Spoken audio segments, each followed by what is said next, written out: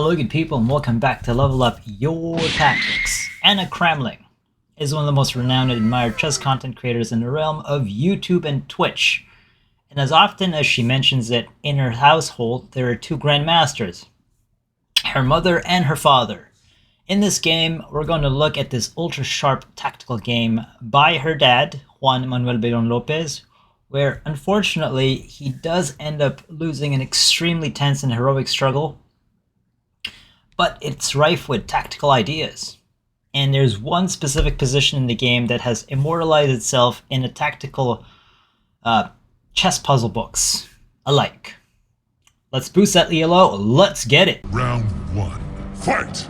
This game took place in Cienfuegos, which I think is in Cuba, in 1976. White is played by Juan Manuel Belon Lopez, Anna's dad, and black is played by Gildardo Garcia.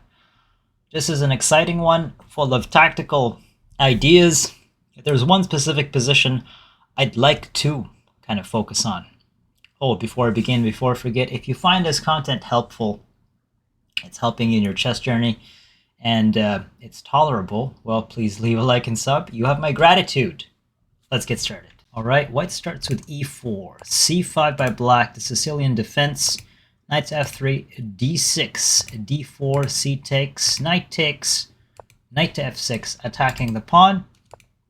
Knight to c3, a6. You can tell if you know and when you know that this is a Najdorf position, so this is going to be very aggressive. The position, at least. Bishop to e2, e6. Trying to develop, maybe queen 2.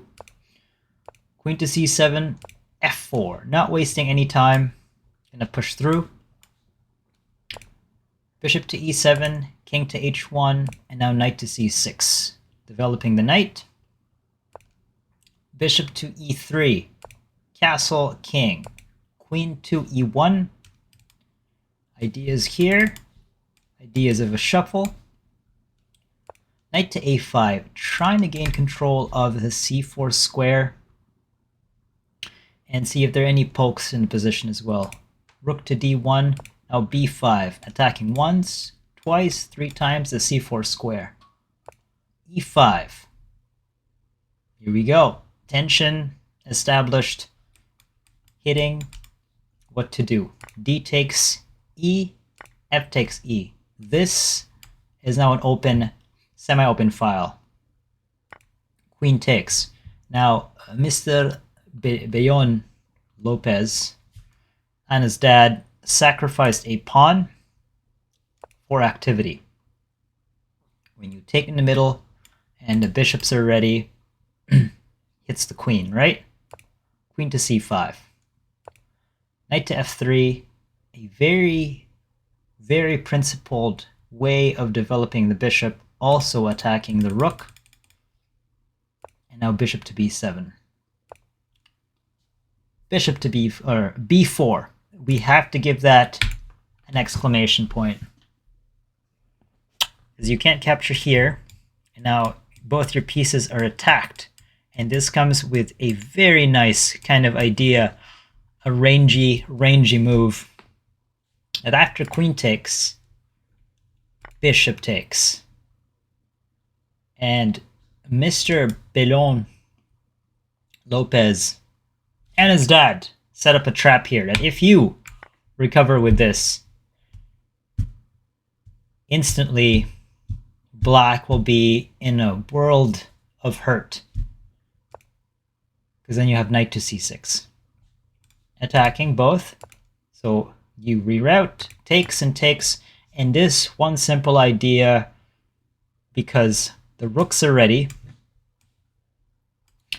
the knight is centralized, and this knight is awkward. Bishop to g5 absolutely grills black in this variation. So after, say, rook to d8, trying to offset the pressure, then knight comes to e4, pin, hit once, hit again, and you might think it's just a pawn, but this is an open position, meaning there's not much to defend the lone king. So after, say, rook takes, queen takes, rook to c8, trying to get a hold of that, and simply takes. and you have to take here, and the queen is coming here. So after, say, g takes, check. What do? Do you go here? But then you lose a pawn. And then after that, it repeats, and you get absolutely barbecued. Or after this check, do you go to h8? And in that sense, the game's done. You have to take. Because what are you gonna do? You can't stop the infiltration here. You can go here and get hunted like a wild dog, but you're gonna lose the game. So insane trap by Anna Kramlin's dad. Rook to d8 ignores that, but threatens this, and this is still threatened. So hits there, takes, and takes. And now rook to c8, trying to recover that. After the long line of calculation, trying to recover the knight there on c3, but then that gets protected. And here is the trade-off. You can capture it here, but then there's discoveries on your queen, right? And both likely calculated it. Rook takes, knight to d5. And you get into this position where if you try to defend this, you still get pinned, and it's unpleasant for black. So what did black do? Black sacrifices the queen. Bishop takes, of course, with tempo. And now centralizing the bishop.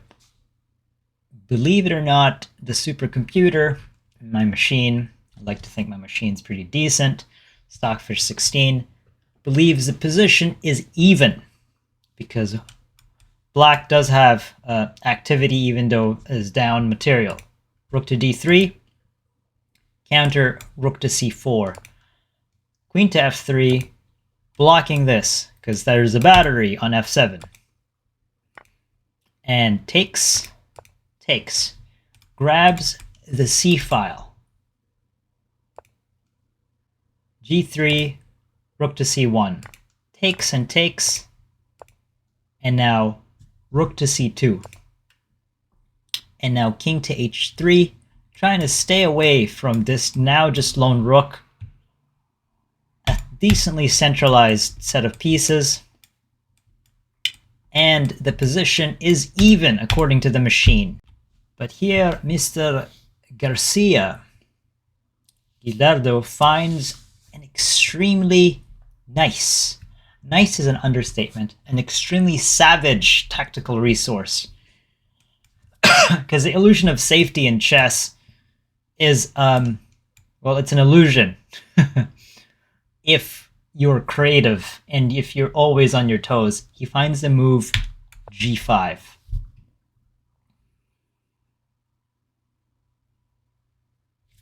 Because he wants this rank to create a net. So if you say play rook to a7, maintaining this idea, this square plus this rank turns into a brutal attack, because if I turn the evaluation, it's now negative 4.5 from even to negative 4.5 in favor of black. Boom. And say you go queen 2, f2, maintaining the tension there so that this can't move, and if this moves, it's a checkmate in 1. It doesn't work, because now you have knight to f4, and that's a pin. So what happens? No exit, no exit. h5, checkmate. Out of nowhere, an even position. Now you're checkmated? That's insane. So, of course, Anna Kramling's dad sees that and plays rook to a3. Now this is not a threat. Bishop to e7. Attacking. Queen to d1. Rook to b2, protecting. And also maintaining the awkwardness with which the king stays from what looked like a safe spot to be. Rook to a7, and now f5, threatening mate in 1. Rook takes. Knight takes on e7. So in this position, black is actually gunning for checkmate with f5, and then after check here, well, yeah, that's definitely a mate because all the squares are covered. So Anna's dad finds the correct defense by sacrificing the exchange. After knight takes, it looks like the dust has settled and things have dissipated. Unfortunately, Anna's dad plays g4. And we'll talk about why from an even position, we're now negative 4.4, essentially game ending. Because the saving move is actually just piece activity. Instead of g4, queen to d8, king 2, f7, and now g4, now g4. F takes on g4, king takes, attacking the king a little bit, but there is no lethal threat, and it's actually white, or rather black, that needs to create a fortress to prevent checks from the queen. And yeah, unfortunately, Anna's dad didn't find that and plays g4 immediately. And there is a massive tactical resource here for black, and that's knight to d5. Because this looming idea of a checkmate net still actually exists. So after g takes, here I want you guys to have a look at the position. And the big difference is the queen is here instead of here. What can be achieved with a pawn on g5, a rook on the second rank, and a knight that's very active and can hop across? I'll let you guys think about it. You may have seen this before. The answer in 3, 2, and 1. Black ends the game with rook to g2. And here Anna Kramlin's dad had to resign. Didn't want him to have the finish. The thing is, that's not a free rook. If you take, you lose the game. If you do nothing after rook to g2, say you go queen to h1 or queen to, oh, it's a mate, guys. It's an actual just one-shot mate. It's absurd. It's insane. It was a valiant battle. It's a lesson in tactics. I need to work on my dynamic positions myself, but so quick recap: e4, c5, knight f3, d6, d4, takes and takes, knight to f6, knight to c3, a6, bishop to e2, knight, or rather e6, castle king, queen to c7, f4, opening up, boom, boom, castle kingside, queen to e1, knight to a5, push, and now maximizing the tension, first to push, d takes, Mr. Anna Kramling's dad tries to create activity, boom, queen to c5, bishop to f3, sets up a trap, boom, and now push. You have to take, but then you have to recover in some way or form that you can't take it with this, because then you get barbecued with a severely inactive position with a weakness on this pinned square. Again, you push through and you get barbecued. Either way, you get barbecued. The game is kind of over. So, boom, takes, sacrifices the queen, hit, boom, boom, boom. 4th rank action, covering sensitive squares, and then takes. And then rook 2, c8, g3, trading, and finds the absolutely insane g5. Defends against g5. Like I said, if you ignore it, boom, check, mate. Insane. Insane, guys. Rook to a3, hits, offloads the pressure on f7, defends, push, checkmate threat in 1, removes the checkmate threat, takes, but then Anna Kramling's dad blunders. Yeah, check first, and then just harass the dark king. But g4, boom, game over. Checkmate threat or takes, and you get barbecued. Quite sad, as I know many of you guys are probably Anna Kramling fans, but hey, you lose some in the game of chess. Even Kramnik lost to mate in 1. In a classical game, by the way. Hope you guys enjoyed that and got something out of it. I'll see you guys later. Double peace.